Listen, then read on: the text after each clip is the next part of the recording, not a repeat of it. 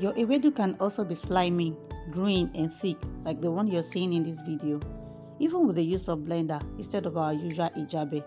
If you're interested, let me show you how it is done. The very first step is to look out for ewedu leaves that has not yet matured. Look out for small leaves, but not too small. They are the best to go for.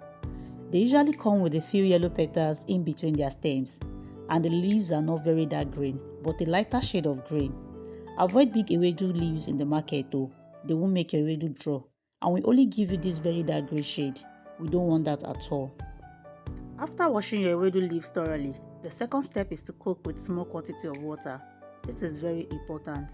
Don't rush and boil too much water.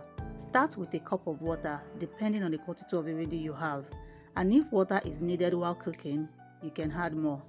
This is because most ewedu leaves sold in the market now, especially in this dry season, are very light and thin.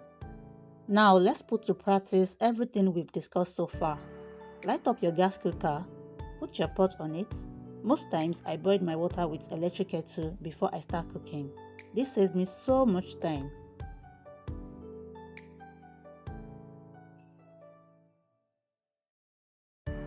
After adding a cup of water to the pot, our third step is adding a tiny potash into the boiling water. Please, don't underestimate the work of potash in your ewedu soup preparation. It is what you need to maintain the lighter shade of green. You also need it to make it more slimy, and it also helps to soften the ewedu leaves quickly. If you are enjoying this video so far, please don't forget to give it a thumbs up and hit that subscribe button to stay updated with more amazing content. Thank you. Now is the time to add the ewedu leaves into the pot of boiling water.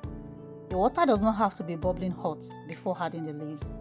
You can also add your locust beans, bouillon cube, and salt at this point, so that everything can cook together.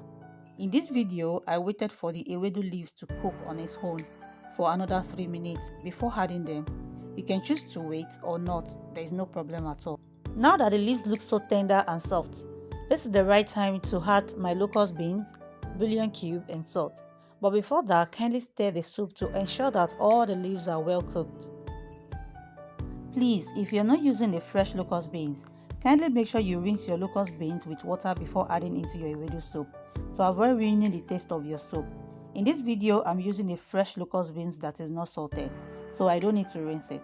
You can also add your bouillon cube and salt to taste now.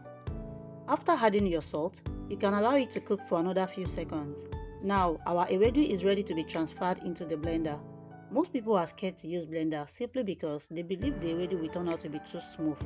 But what they don't know is that there is a technique that will prevent that from happening. Simply turn your blender into the lowest speed and count 1 to 5. Trust me, it will give you that ijabe texture. And when you are done with that, your ewedu is ready to be eaten with any swallow of your choice. Do you know that ewedu leaves have the highest concentration of omega-3, which regulates blood pressure? Not only that, it also prevents hypertension, and it also aids weight loss, especially around the tummy area.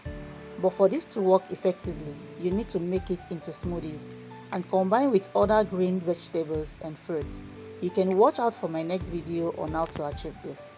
So far, we have learned about what to look out for when buying ewedu in the market, the right quantity of water to use to give us that thick texture, and how important potash is to maintain the greenness of the ewedu soup, and how to use our blender to achieve that rough texture ijabe gives.